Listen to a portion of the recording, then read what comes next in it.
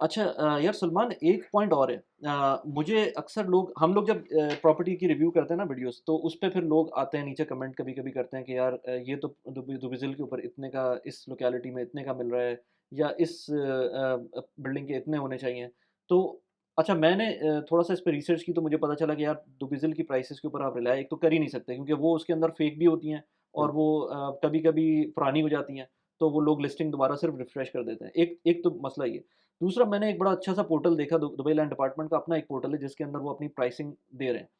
कुछ देर पहले आपसे जब बात हुई थी, तो आपने कहा था उस पे भी रिलाय नहीं कर सकते। अच्छा, मुझे ज़रा उस पे बताएँ कि लोग जब देख रहे होते हैं बाहर से ख़ास तौर पे, तो वो किस तरह देख सकते हैं? उनके पास एक आखिर आप ही बचते हैं, यानी कि एजेंट बचता है, ब्रोकर बचता है, उसके थ्रू ही कर सकते हैं, या और कोई ऑप्शंस हैं?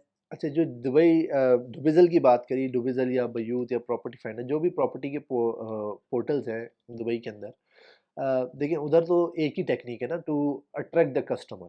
राइट, तो आप उसकी प्रॉपर्टी की जो मार्केट प्राइस है ना, आप उससे उसका अंदाज़ा नहीं लगा सकते, राइट। क्योंकि आपको एक ही प्रॉपर्टी में 1 मिलियन का भी फ़र्क मिलेगा। ओह! ठीक है? ओके, तो आप उससे तो बिल्कुल भी रिलाय नहीं कर सकते कि यार ये मार्केट प्राइस है। ठीक है। हाँ, बहुत जो करीब होती है वो होती है जो रीसेंट लैंड डिपार्टमेंट की ट्रांज़ैक्शंस होती है, जो आपने राइट, बताया कि लैंड डिपार्टमेंट के पोर्टल पे, तो उससे हम आइडिया लगाते हैं कि अच्छा जी ये जो है मार्केट अभी इस पर्टिकुलर एरिया की ये मार्केट चल रही है। ठीक है। बट अगेन कि दुबई की रियल एस्टेट मार्केट इतनी फ़ास्ट है कि मैं आपको बताऊँ कि अगर कोई information land department, let's suppose कि एक प्रॉपर्टी है किसी टाउन हाउस कम्युनिटी के अंदर, उसकी आज ट्रांज़ैक्शन होती है 1.6 मिलियन के ऊपर, ठीक ठीक है? है, और उसके बाद 1 महीने तक उसमें ट्रांज़ैक्शन नहीं होती है। ठीक है।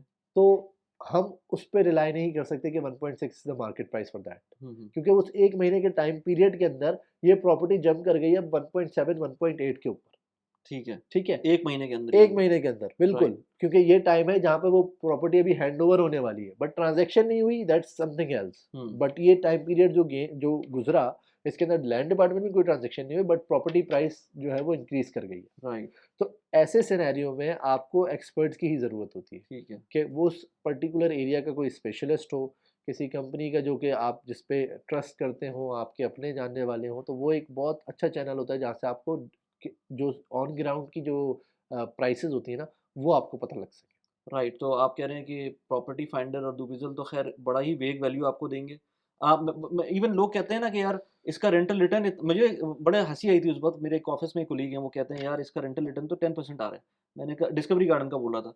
मैंने कहा कैसे निकाला 10%? तो कह रहा है कि यार वो देखो, ये डुबिज़ल के ऊपर ये प्राइस है, इसको थोड़ा-सा और बढ़ा भी दो, देखो उसी बिल्डिंग में रेंटल इतने का मिल रहा है, तो आप कैलकुलेट कर लें 10% बनना है। मैंने कहा यार इस तरह करने लगे तो फिर तो आपका सारी कैलकुलेशन ऊपर-नीचे हो जाएगी, कोई फ़ायदा नहीं होगा। कोई फ़ायदा नहीं फिर होगा, बिल्कुल। नेक्स्ट दुबई लैंड डिपार्टमेंट आता है, तो दुबई लैंड डिपार्टमेंट में भी थोड़ी-सी पुरानी ट्रांज़ैक्शन होती है, प्लस ये कि अगर एक बिल्डिंग की बात करें, तो उस बिल्डिंग के अंदर हो सकता है 1 महीने तक कोई ट्रांज़ैक्शन ना हो, या 2 बिल्कुल, महीने तक कोई ट्रांज़ैक्शन ना हो, और उसके अंदर डायनामिक्स चेंज हो सकती है मार्केट की। बिल्कुल। तो वो एक अच्छी चीज़ है कि आप दुबई लैंड डिपार्टमेंट को रेफ़र ज़रूर करें, लेकिन उससे भी आप फाइनल वर्डिक्ट नहीं ले सकते। अगेन आपको ऑन ग्राउंड जो लोग हैं, उन्हीं से बात करनी उन्हीं से पड़ेगी। बात करनी पड़ेगी, उन्हीं से आपको मार्केट का जो करंट सिनेरियो है, वो आपको ज़्यादा अच्छे से पता लगेगा कि अभी क्या चल रहा है।